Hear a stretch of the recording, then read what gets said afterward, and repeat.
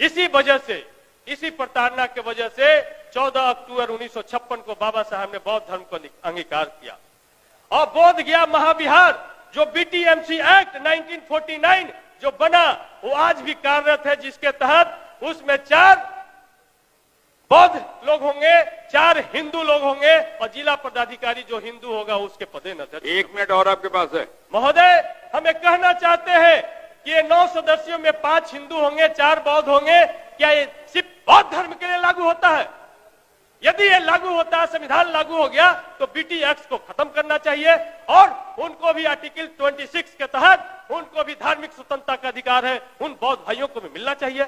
यदि नहीं ऐसा है तो हम तो मांग करते हैं सदन से कि अयोध्या मंदिर में भी इस्लाम धर्म के मानने वालों को मेंबर बनाया जाए, जैन धर्म के मानने वालों को मेंबर बनाया जाए, बौद्ध धर्म के मानने वालों को मेंबर बनाया जाए।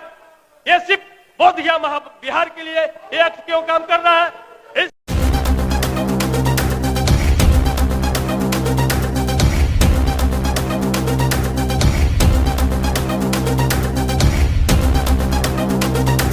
चाहते हैं कि ये जो बीटीएमसी एक्ट है निरस्त हो, खत्म हो और पूर्ण रूप से महाबोधि महाविहार जो बोध गया का है वो बौद्धों के हाथ में सौंपना चाहिए।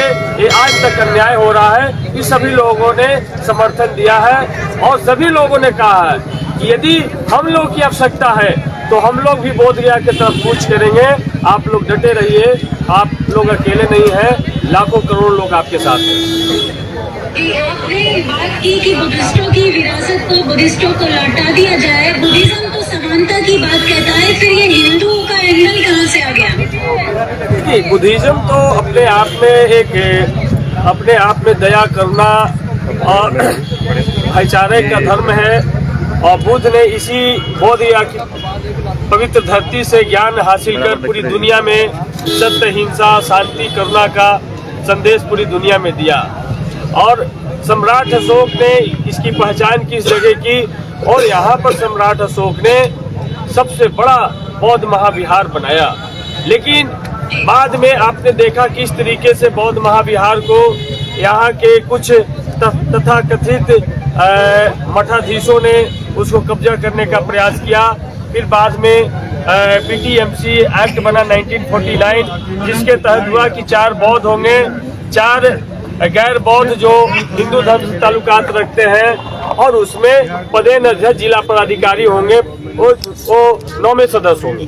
तो इस तरीके से 9 लोग की कमेटी बनी और वो कमेटी आज तक काम कर रहा है। जबकि इस देश में संविधान लागू होने से पहले वो एक्ट बना था, एक समझौता हुआ था और संविधान जब लागू हो गया तो उसको स्वतः खत्म हो जाना चाहिए था। लेकिन एक्सेप्शनल ये बोध गया के मामले में ये एक्ट काम कर रहा है। इसी वजह से ये बहुत सारे लोगों ने इस लड़ाई को लड़ने का काम किया।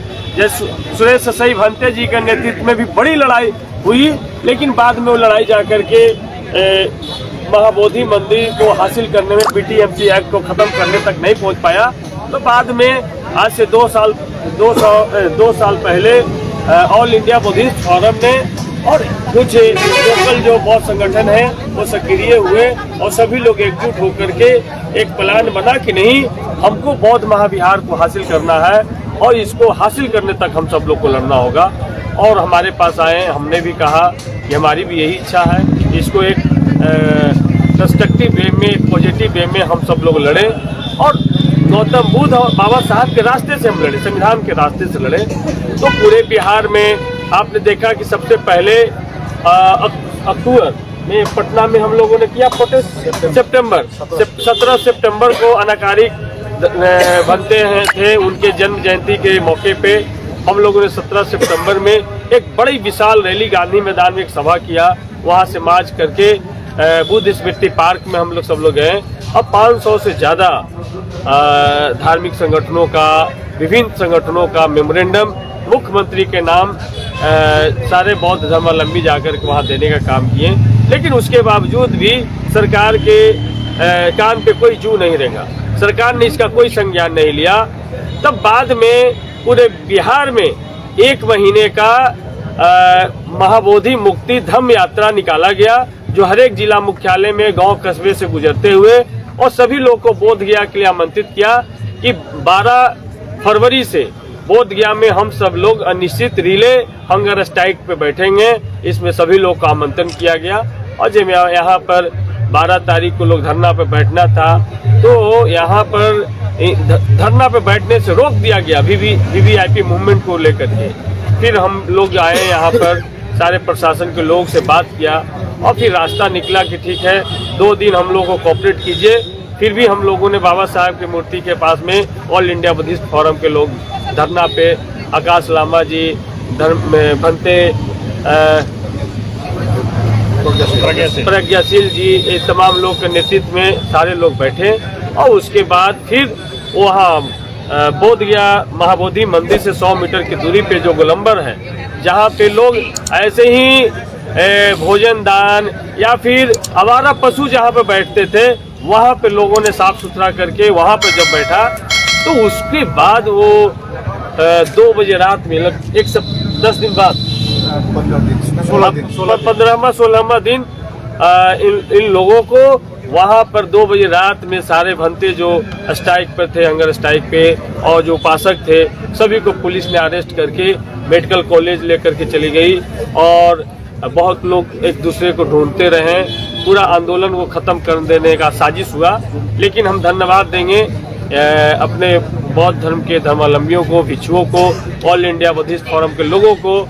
एक फिर से सब लोग एकजुट हुए और वहाँ से बोधगया से 2 किलोमीटर की दूरी पर जो बोधगया का एंट्री गेट है दुम्हान, वहाँ पर सारे लोग एक भूखंड पे सारे लोग बैठे हैं। निरंतर ये धरना चल रहा है। आज 25 डे इस धरने का हो गया है, लेकिन कोई सरकार का प्रतिनिधि, न तो डीएम नहीं तो कोई कमिश्नर इस धरने पर आया है। इसी वजह से हमें लगा कि ये सदन में इस बात को उठाना चाहिए और कल हमने जोर शोर से इन सवालों को हमने उठाया और हमने कहा कि भाई जब संविधान आर्टिकल 25 से आर्टिकल 28 धार्मिक समानता का बात कहता है, सबको धर्म मानने और धर्म ना मानने का, धर्म में यदि त्रुटि है तो उसको सुधार करने का अधिकार देता है, तो भाई ये बौद्धों को अपना धार्मिक अधिकार क्यों नहीं मिलना चाहिए। यदि ये बात सिर्फ बौद्धों पे लागू होता है तो हमने तो कहा था, हम सरकार से अपील किए कि आप अयोध्या के मंदिर में भी इस्लाम धर्म के मानने वाले लोग को, बौद्ध धर्म के मानने और जैन सिख सारे लोग को मेंबर बनाइए। तो सिर्फ ये बौद्ध धर्म पे शर्त नहीं चलेगा और इस एक्ट को निरस्त कीजिए और बौद्ध महाविहार बोधगया पूरी तरीके से बौद्धों को हाथ में सौंपिए। ये हमारी लड़ाई है। दूसरा सवाल हम लेंगे आकाश लामा जी से। क्या लग रहा है भंते जी कि भारत की पहचान बुद्ध से है और अस्तित्व की लड़ाई के लिए आज आपको धरना स्थल पर बैठना पड़ रहा है? देखिए, भारत को आपने सही कहा कि भारत को बुद्ध के धरती कहा जाता है और हमारे यहाँ से कोई प्रधानमंत्री हो, कोई भी जाए बाहर तो बुद्ध के परिचय देते हैं। लेकिन अपनी अस्तित्व की लड़ाई के लिए हमको लड़ना पड़ रहा है। देखिए, हम महाबोधि महाविहार में जब से जन्म हम लोग आ रहे हैं, देख रहे हैं, दिन का दिन देख रहे हैं यहाँ पर क्या अतिक्रमण हो रही है। अब बौद्ध का सबसे बड़ा हथियार होता है अहिंसा और हम शांत से रहते हैं। तो शांत का मतलब ऐसा नहीं है सहमति नहीं होती है। तो अब महाबोधि महाविहार के लिए हम लोग ने 2 साल आगे आवाज उठाई। 25 साल तक कोई संस्थाओं ने नहीं उठा रही थे, तो हम लोग सोचे नहीं ये सब वार्निंग इशू है, क्यों ऐसा हो रहा है। तो बीटी एक्ट को निरस्त करने के लिए हम लोग ये पर लगे हुए हैं और सरकार से बारंबार यही अनुरोध कर रहे हैं कि बीटी एक्ट को पूरी तरह से निरस्त किया जाए और बौद्धों की जो सबसे पवित्र तीर्थ स्थल है इसमें पूरी कमेटी में बौद्ध हो, दूसरी धर्म की कोई अतिक्रमण यहाँ पर ना हो। तो अब इस अतिक्रमण पर हम लोग नहीं सह पाएंगे और हमने आज अल्टीमेटम दे दिए हैं, क्योंकि अभी 25 फरवरी में जब हमारा ये 15 दिन का कंप्लीट हुआ था, डीएम से खबर आई थी, डीएम के साथ मीटिंग भी हुई, फिर डीएम ने होम सेक्रेटरी के साथ मीटिंग भी करवाया 27 तारीख को, जब 17 दिन हुआ अनशन की। तो होम सेक्रेटरी से हम लोग पटना में मिले, बात ये एक ही पॉइंट पर बात रखे, वो भी मान रहे थे ये कानून को तो पुरानी कानून है। तो उसी रात को घटना घटती है कि 12 बजे रात को हमारे भिक्षु लोग को वहाँ से उठाई जाती है। जो भी हो, यहाँ पर एक दो मुहान में हम लोग बैठे हैं। 25 दिन से हम लोग सरकार से उम्मीद बनाए रखे हैं। और कल सतीश कुमार जी ने जो विधानसभा में बात उठाई, इससे थोड़ा उम्मीद जागी है। सरकार भी बहुतों को न्याय देंगे, ये हम आशा भरोसा करके बैठे हुए हैं। और होम सेक्रेटरी ने 10 दिन के समय मांगी थी हम लोग से। आज 8वां दिन है और 2 दिन वेट करते हैं और हमारा अगला रणनीति तैयार होगी। और हम लोग ने आज ऑलरेडी ऐलान किए 10 लाख से भी ज्यादा बौद्ध इस बार बुद्ध पूर्णिमा में पूरे भारत के कोने कोने से यहाँ आने का आह्वान किया है। तो आपके चैनल मार्फत भी फिर से मैं आह्वान करता हूँ कि बुद्ध पूर्णिमा तक हम लोग देखेंगे। यदि इस साल का 12 मई में है बुद्ध पूर्णिमा, सभी बुद्ध पूर्णिमा में यहाँ पर सभी पहुँचे। यहाँ पर डीएम भी रहेगी, गवर्नर भी आते हैं, सीएम आते हैं। उस दिन हम लोग पूरे हमारी एकता दिखाएं, ये अनुरोध कर रहे हैं सभी से। जब तक आपकी मांगे पूरी नहीं होगी या सरकार कोई रिस्पांस नहीं करती है, ये धरना स्थल लगातार चलता रहेगा? जी, हम लोग ने अनिश्चितकालीन, ये अभी हम लोग अनशन में थे, अभी धरना में परिणत किए हैं। ये अनिश्चितकालीन धरना तब तक चलेगी जब तक सरकार से कोई सकारात्मक, कंस्ट्रक्टिव, कोई प्रोडक्टिव या कोई हमारे पक्ष में कोई रिजल्ट नहीं आते, तब तक हम लोग ये धरना कंटिन्यू रखेंगे। आगे से देश की जनता आपको सुन रही है और मीडिया पर आपकी खबर को महत्व नहीं दिया जा रहा है, क्या कहना चाहते हैं देश की जनता से? देखिए, मैं तो बुद्ध पूर्णिमा के दिन भी देखता हूँ, छोटे से देखते आया हूँ। बुद्ध पूर्णिमा के दिन भी देखता हूँ, नेशनल मीडिया नहीं दिखाते। वेरेस भारत को, जम्बूद्वीप, विदेश के जितने भी बौद्ध हैं नमन करते हैं। और हमारे यहाँ के बड़े बड़े नेता हो या कोई भी इंडस्ट्रियलिस्ट हो, जब विदेश जाते हैं तो बुद्ध का परिचय देते हैं, तो मेन स्ट्रीम नहीं दिखा रहे हैं। तो मेन स्ट्रीम से यही मैं बार बार, हम लोग तो जब छोटे थे हम लोग तो न्यूज़ के सामने बैठकर करंट अफेयर्स लिखते थे, लेकिन अभी का जो हम लोग बहुजन समाज है, न्यूज़ देखना भी बंद कर दिया। इतना गारंटेड है, मैं तो घर में न्यूज़ देखता ही नहीं हूँ, क्योंकि कोई न्यूज़ ही नहीं होता उसमें। और हम उम्मीद भी नहीं लगा रखे कि नेशनल चैनल आएंगे। हाँ, हालांकि 2 दिन पहले BBC इंडिया आए थे, पटना से आए थे, और इंडिया टुडे आए थे। और शायद तो अभी तक दिखाया नहीं होगा, तो दिखाते तो अब सोशल मीडिया में तो वायरल होती। एनीवे, हमारी बहुजन मीडिया ही हमारी असल मीडिया है, ये हम समझते हैं। और नेशनल दस्तक इस प्रकार से कोने कोने से हमारी बातें दे रही है, तो हमको बहुत बहुत साधुवाद नेशनल दस्तक को। Thank you. इस तरीके से धरना स्थल से हटा दिया गया था, प्रशासन की तरफ से या सरकार के संगठन की तरफ से आपको कुछ मदद मिल पा रही है कि नहीं? देखिए, हम लोग ने सरकार को कहा था कि ठीक है, आप लोग को यहाँ प्रॉब्लम है, क्योंकि हम लोग मध्य मार्ग में चलते हैं। तो हम लोग के पास में कालचक्र मैदान, इतने बड़ी मैदान है जहाँ पर अभी अभी जनवरी महीने में बुद्ध महोत्सव हुए। और बुद्ध महोत्सव के नाम पर हिंदी फिल्म की डांस भी हुई थी। हमको कोई ऐतराज नहीं है, आप मनोरंजन कीजिए, लेकिन 1 किलोमीटर दूर कीजिए। वहाँ 10 कदम 50 कदम में ही कालचक्र मैदान है। वहाँ पर हम लोग ने अनुमति मांगी, हम लोग को अनुमति नहीं दी गई। सुजाता बाईपास के वहाँ पर हम लोग ने अनुमति मांगी, वहाँ पे नहीं दी। और थर्ड ऑप्शन हम लोग नीमा के आगे बोले, वहाँ भी नहीं दी। 2 किलोमीटर दूर यहाँ पर नेशनल हाईवे में दे रहे थे, तो हम लोग ने ये जगह खुद दिखाए। अभी 2 मुहान में हम लोग बैठे हैं। और संगठन के तरफ, मतलब सरकार के तरफ से रात को कोई सुरक्षा का कुछ व्यवस्था नहीं है। कल रिपोर्टर एक पूछ रहे थे, आपको डर नहीं लगता है? तो हमने एक ही बात कहा कि हमको डर नहीं लगता, क्योंकि हमारा सबसे बड़ा हथियार है हमारी शांति, सबसे बड़े हथियार है अहिंसा, करुणा, मैत्री, भाईचारा। इसके लिए हमको डर नहीं लगते हैं। तो उस हिसाब से सरकार को यहाँ पर सुरक्षा देनी होती है, लेकिन अभी तक सुरक्षा नहीं दी है। तो सरकार की तरफ से पानी की व्यवस्था की गई है और टॉयलेट की व्यवस्था की गई है। ये पेंडल भी अपने जो खर्चे पर बनाए हैं। और लाइट, बोलते बोलते ये लाइट एक हेलोजन दिया हुआ है, तो इसी अंधेरे में हम लोग बैठते हैं। तो यहाँ साफ सुथ करके बैठे हुए हैं और सरकार से उम्मीद लगाए बैठे हैं कि जल्द से जल्द एक एमिकेबल सॉल्यूशन सरकार जरूर करेंगे।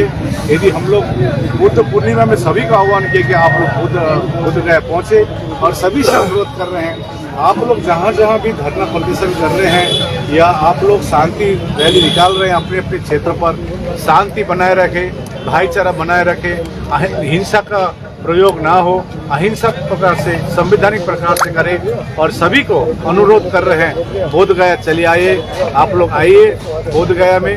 शायद सरकार हमारी भीड़ देखनी चाह रही होगी, तो सभी आज देख रहे हैं कितने आए हुए पूरे भरे हुए हैं। अब जो पंडाल भी छोटा पड़ गया है, हम लोग चाह रहे थे कि सरकार हमारी बात सुने और अभी सभी से आह्वान करते हैं, आप लोग बोधगया चले आइए। धन्यवाद। आखिरी सवाल लेना चाहेंगे विधायक जी से, क्या सर लगता है जिस तरीके से आपने बेबाकी से सदन में ये मुद्दे को उठाया, आपकी पार्टी की क्या रणनीति है इस मुद्दे को आगे केंद्र सरकार पर दबाव बनाने का काम किया जाएगा कि नहीं? देखिए, एक्चुअली में जो हमने मुद्दा उठाया, हम पार्टी के विधायक हैं, पार्टी ही समय देती है और किन किन बातों को टच करेंगे हम सब लोग डिसाइड करते हैं। और तेजस्वी यादव जी से ऑल इंडिया बुद्धिस्ट फोरम के लोग मिले थे, उन्होंने भी कहा था कि हम भी चाहते हैं कि बौद्ध महाविहार बौद्धों के हाथ में हो। और जब लालू प्रसाद यादव जी मुख्यमंत्री थे तो उन्होंने एक परिवर्तन किया था कि सेक्रेटरी भी पहले हिंदू ही हुआ करते थे, तो सेक्रेटरी का पद बौद्धिस्टों को देना शुरू हुआ। ये लालू प्रसाद यादव जी, उसके बाद उनकी सरकार चली गई और उसके बाद से फिर कोई एक बेहतर सोल्यूशन नहीं निकला। तो हमारी पार्टी पूरी तरीके से साथ में है और हम अभी सदन में उठाए हैं, यदि सरकार नहीं चाहती तो 28 मार्च तक अभी ये सत्र है, हम लोग कॉल अटेंशन लेकर के आएंगे, ध्यान आकर्षण लेकर के आएंगे इस सवाल पे। और सरकार का जवाब हम लोग सदन के अंदर चाहते हैं कि सरकार इस मुद्दे पर क्या सोचती है, वो सरकार जवाब दे। क्या बीजेपी और जदयू की सरकार, नीतीश कुमार और नरेंद्र मोदी जी की सरकार, क्या इस बौद्धों को अपना जो संवैधानिक अधिकार है, जो उनका मौलिक राइट्स है, क्या इसका संरक्षण करना चाहती है कि नहीं चाहती है? कि जिस तरीके से वो खोदो अभियान में लगी है, उसी तरीके से महाबोधि मंदिर को भी वो अतिक्रमण करके और इसको भी यहाँ अल्पसंख्यकों का, बौद्धों का दोहन और शोषण करेगी। ये साफ साफ हम लोग सरकार से चाहते हैं कि सरकार जवाब दे और पूरे देश और दुनिया, जहाँ तक बौद्ध और अम्बेडकर पूरे परिवार के सुनने वाले लोग हैं, सभी लोग से हम यही कहना चाहते हैं, यदि बुद्ध नहीं बचेंगे तो अम्बेडकर भी नहीं बचेंगे, फुले भी नहीं बचेंगे, परिवार भी नहीं बचेंगे, जगदेव भी नहीं बचेंगे, कर्पूरी भी नहीं बचेंगे, काशीराम भी नहीं बचेंगे। तो बुद्ध हमारे सबसे रोल मॉडल बुद्ध हैं, जिन्होंने सत्य, हिंसा, करुणा, दया, भाईचारा, समानता का पूरी दुनिया में संदेश दिया। और गौतम बुद्ध पैदल चल के पूरी दुनिया में छा गए।